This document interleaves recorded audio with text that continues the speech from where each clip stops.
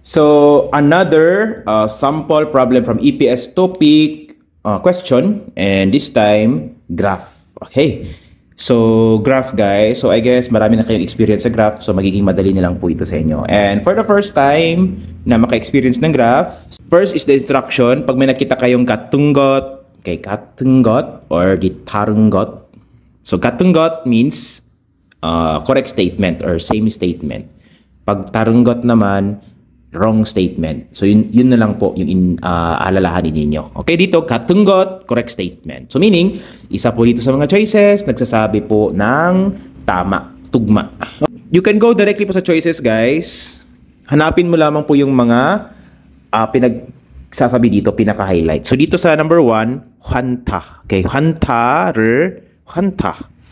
Okay, dito hanta. Meron din. Okay? So, hanta guys, it's a kind of umnyuso or drinks sa Korea. So, let me show you a picture. Ayan po.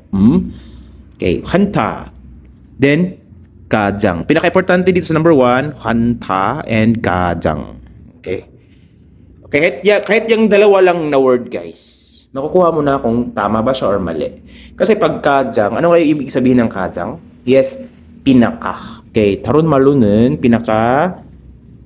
Okay, 다른 말로는 yung 제일. Okay, so same word or same meaning silang dalawa. Okay, it might be 제일 minsan, it might be kajang.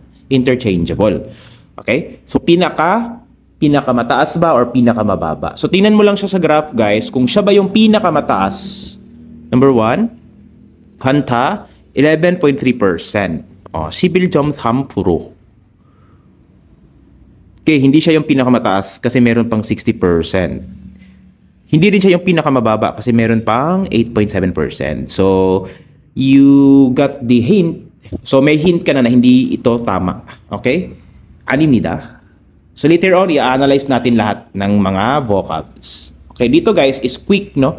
How to answer it quickly. So, hanta again. Yung highlight dito, hanta.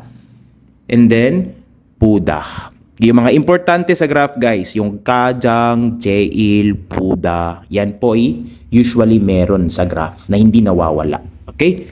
And uyu. Okay? So uyu. Okay. Yang tatlo lang guys. And then 많습니다 sa dulo. Okay, yang apat. Okay? So kahit hindi mo na i-analyze yan at saka nandito, makuha mo na yung tamang sagot. Okay, so 한타 몇 프로예요? 네, 11.3%예요. Okay, 11.3%. 11.3. Okay, 우유는 8.7%예요. 8.7%. Then 많습니다, meaning marami, diba? Kabaliktaran ng manta guys, 많습니다 is 적습니다. Okay. Ito yung 반대말. Okay, 적습니다. 적다. Kaunti. Ito, manta. Marami.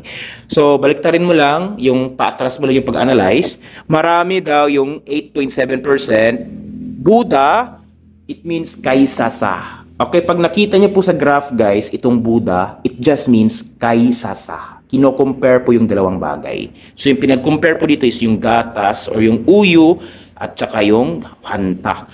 So sabi dito, marami daw yung 8.7% which is yung uyu kaysa sa 11% which is yung hanta. So marami daw yung 8.7 kaysa sa 11.3 which is mali. Okay, mali po yung number 2 guys. Okay? Next, 사이다.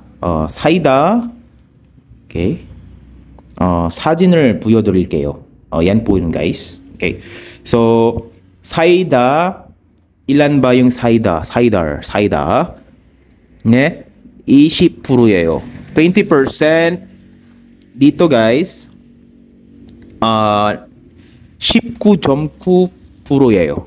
Okay. 19.9%. Okay. So, almost 20%. Okay. Meron kasi siyang 쯤 guys, no? 쯤. Okay. 쯤 means approximately. So, pag may 쯤, it indicates lamang po na hindi exact, approximate lang. Okay? Demnida. Okay? So, approximately 20% yung cider, 20%. Which is correct, guys. Kasi again, pag term, it might be 20.1, 20.2, or 19.9%. Approximate, hindi talaga exact. Okay? So therefore, we can say number 3 yung tamang sagot dito. Another word per term is yung chongdu. Okay? Chongdu. So same meaning with term, guys. Yung chongdu. Chongdu. Okay? So same meaning po sila. So you can say 20% 정도 됩니다. Or 20%쯤 됩니다.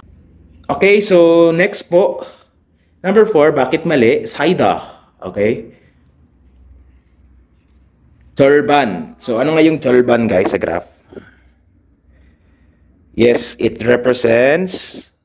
means half. And pag nasa graph po siya, it represents 50%. 넘습니다. lumagpas. So lumagpas ba ng 50% yung cider? Hindi, no? Kasi 19.9 lang po siya. 20% approximate. So mali po yung number 4. Yung lumagpas po ng 50%, 절반이 넘는 음료수는 바로 콜라입니다. 콜라. Okay? So therefore, 정답 다시 한번 3번입니다. Number 3 yung tamang sagot.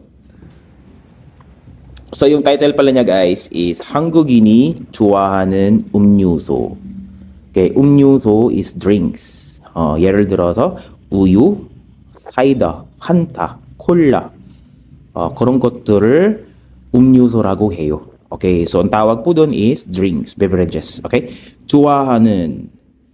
Okay? 한국인이 좋아하는 음료수, drinks na gusto ng mga foreigners. 저 같은 경우는 제가 좋아하는 음료수는 커피? 커피? Okay, guys.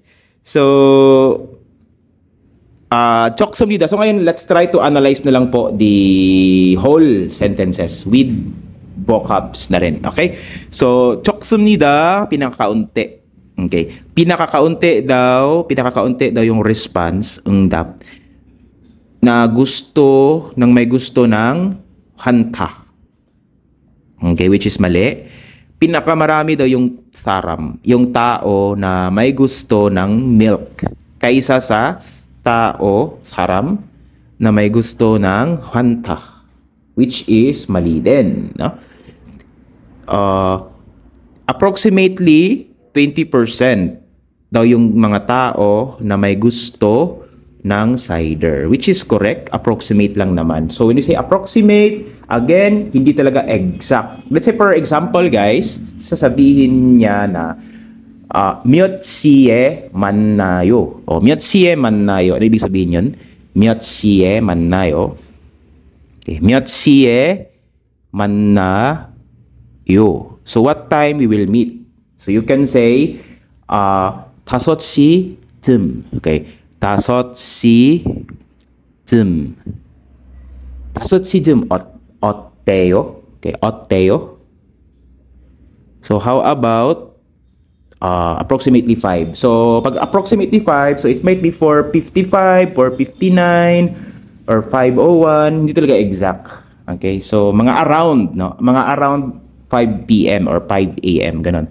So that's the meaning of 쯤. And again, yung 쯤 meron po siyang other word which is 정도. Okay? So number 4, 넘습니다. 넘다. lumagpas ng 절반, ng half, ng 50% yung mga tao na may gusto ng cider, which is not. So therefore, 정답 다시 한번 3번입니다.